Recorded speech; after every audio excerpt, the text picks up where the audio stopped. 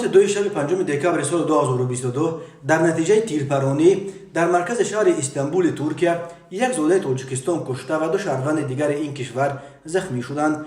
مطبوعات ترکیه با تکیه به نتیجه های مقدماتی تفتیش خبر دادند که آن شب در نویه اوکساروی میسی پاشو در منطقه فاتح استانبول بین زادگان تاجیکستان به نام مافیا تاجیکی مناقشه مسلحانه رخ داده است.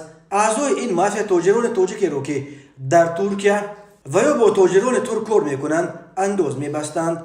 در نتیجه تیرپرانی شهروند 26 ساله تاجیکستان بهادر براتوف کشته شده، 2 جوان دیگر تاجیک شمس و شهرام جان تیر خوردند. پلیس ترکیه خبر داد که در چارچوب تفتیش این پرونده 12 نفر دستگیر شدند. پلیس گفت تیرپرانی در اوکساروی نتیجه مناقشه در بین اعضای به نام مافیا تاجیکی بوده است. در بین بازداشت شدگان شهرام نام تاجیک 35 ساله هم است. به باوری پلیس محض او از سلاح بهادر براتوف را به هلاکت رسانیده است.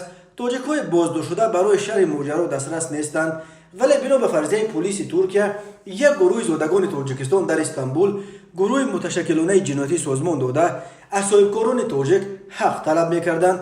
آنها میگفتند که بدون اجازه آنها این صاحبکاران حق پیش بردن تجارتش را در ترکیه ندارند. سبب مناقشه اخیر این شده است که یک عضو مافیا تاجیکی از یکی از صاحبکاران تاجیکستانی پشتیبانی کرده به شریکانش گفته است که این صاحبکار دوست او است و نباید از وی حق طلب کنند. هنگام مناقشه شهرام پیستولتش را بیرون کشیده به تیرپرانی سر کرده است. تفصیلات دیگری حادثه دسترس نیست.